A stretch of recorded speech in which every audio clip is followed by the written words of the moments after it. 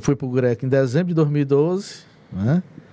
Em janeiro de 2013 acontece, né, o caso mais emblemático da minha carreira, que realmente é o caso que eu nunca vou esquecer, né, que eu passei uns 45 dias dormindo e acordando e pensando em como resolver o caso, que era o caso do Emídio Reis, né? Esse caso foi um caso de repercussão absurda naquela época, né? Foi, inclusive repercussão nacional, né?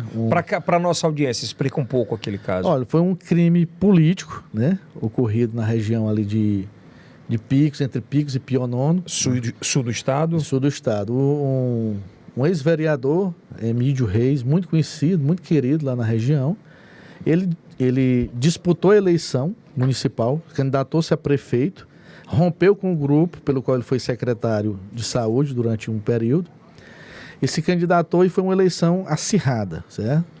Ele, após perder a eleição, ele ingressou com ação para pedir a cassação do mandato do prefeito e do vice-prefeito eleitos.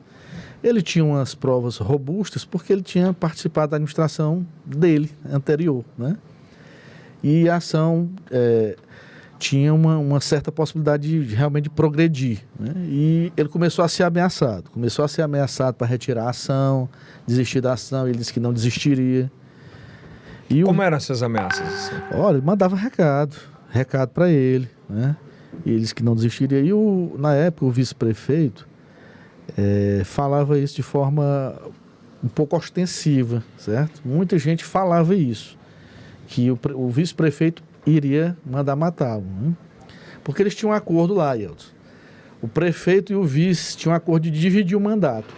2 anos era do prefeito, ele sairia, o vice-prefeito assumiria. Isso não era boato, não. Isso aí está no depoimento deles, certo? Então, logo que nós chegamos, primeiro assim, quando nós fomos para lá, o Emídio, ele tinha desaparecido. O carro dele foi encontrado na BR. 5, 6 dias depois foi que o corpo foi encontrado. O corpo foi encontrado na localidade de Lajeiro Preto, né? Estava com o braço, só o braço para fora, estava enterrado numa cova rasa. E o braço para fora? Foi. Então, lembro que choveu e aí acho que alguma ave foi lá e puxou o braço para, né, algum animal. E aí nós fomos para lá. Eu lembro que eu dormi, cheguei de tardezinha lá, eu tinha vindo a Teresina. Cheguei já à noite, nós tivemos que aguardar o amanhecer para fazer a perícia. Nós dormimos lá ao lado do corpo. Exatamente. O Emídio.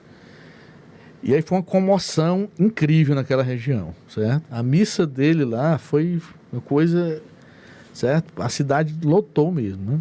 Era um cara bem... Muito... Ele era servidor da CEPIS à época, né? Muito querido. Muito querido, né? Parece que era maçom. Aclamado, né? Muito, muito. Como é que foi estudioso. Como é que foi a morte dele? A morte dele foi realmente assim, uma morte bem covarde, certo? Um dos executores do crime, ele já até foi assassinado depois disso, depois de sair da prisão, o Antônio Virgílio. Ele conhecia o Emídio, lá de São Julião, tá? Então ele, mais 2 indivíduos, Walter e Gildásio, passaram um dia seguindo o Emídio em Picos. O Emídio morava em Picos, ficaram seguindo ele. De tardezinha ele saiu para São Julião. Ele ia entregar até uns calendários com a foto dele, que ele mandou confeccionar. Então os 3 passaram a seguir o Emídio. Eles ultrapassaram o Emídio na BR, certo? Quando chegou na cidadezinha Campo Grande, esse Antônio Virgílio, que era conhecido do Emídio, saiu do carro, desceu e ficou aqui numa parada, né? Aí quando o Emídio passou, ele deu com a mão. O Emídio parou o carro, né? Ele pediu uma carona até a entrada de Alagoinha. O Emídio conhecia, deu carona para ele. Quando chegou na entrada de Alagoinha, que o Emídio parou para ele descer, os outros 2 executores vieram atrás, pararam o carro e o abordaram, né? O abordaram e o levaram para essa localidade Lajeiro Preto, né? Ingressando no matagal lá. Já onde era desova. Exatamente, próximo à BR-020, certo? Então lá, nesse trecho aí, sim, o Emídio foi torturado, certo? Ele teve as costelas quebradas, né? Com soco inglês, né? Cara! Foi. E nós, inclusive, aprendemos esse soco inglês, com mandado de busca e apreensão. Na casa do Gildásio. Eles maltrataram muito. Maltrataram ele. E aí lá eles deram um tiro. Mas foi só de espancamento, foi o quê? Foi Soco inglês, as costelas estavam quebradas. dos dois lados? Era. E Nossa. ele levou um tiro na nuca e levou um tiro na perna, né?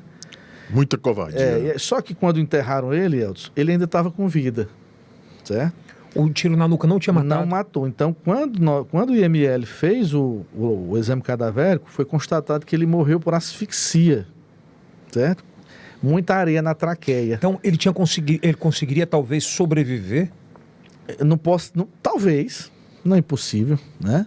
Então ele morreu por asfixia, sem dúvida nenhuma. Eu lembro, O laudo mas o dizia laudo isso, né? dizia isso. E aí foi que realmente você viu assim a crueldade que foi esse crime. Tu chegou lá no dia, foi ver o primeiro corpo? Vi, eu dormi ao lado, dormi ao lado do corpo, no matagal.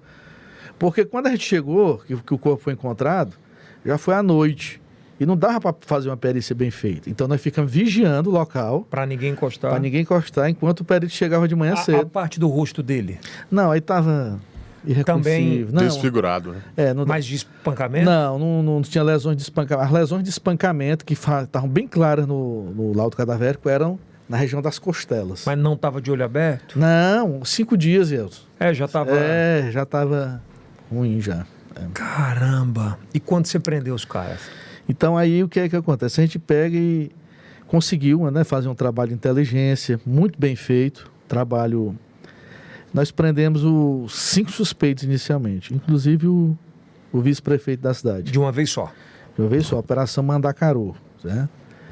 E o que é que ocorre? Um dos suspeitos, no dia, ele resolveu colaborar.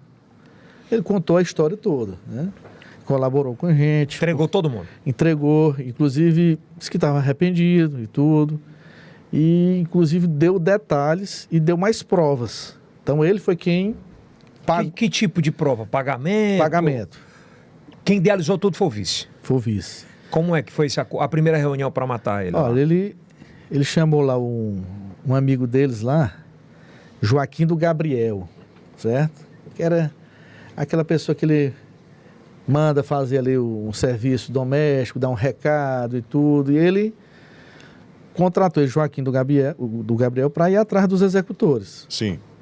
Depois que os executores mataram o Emídio, eles ligaram para o Joaquim do Gabriel foi avisar ao vice-prefeito. E foi pegar o pagamento. Quanto custou a cabeça 15 do mil. Hã? 15 mil. E aí, sabe como o vice-prefeito pagou? Cheque. O vice-prefeito deu um cheque para o Joaquim do Gabriel trocar no banco. Ele foi lá no Banco Itaú, da agência de Picos, no dia seguinte, logo ao crime, né? O crime foi dia 31 de janeiro. Na conta pessoal dele. Na conta do cunhado. Entendeu? Achando que isso Exatamente. Então, ele já estava com cheques assinados pelo cunhado, em branco, né? Ele só fez preencher com o valor.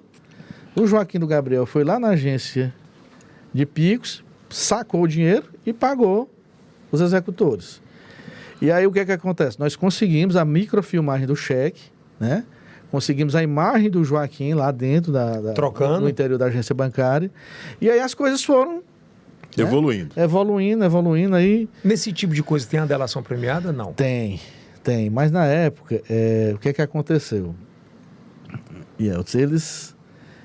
Quando foi concluído o inquérito policial foi concluído assim de uma forma bem robusta e que não deixava nenhuma margem de dúvida, né? Então, assim, eles ainda tentaram, na audiência de instrução e julgamento, tentaram desfazer, dizendo que foram torturados e tal.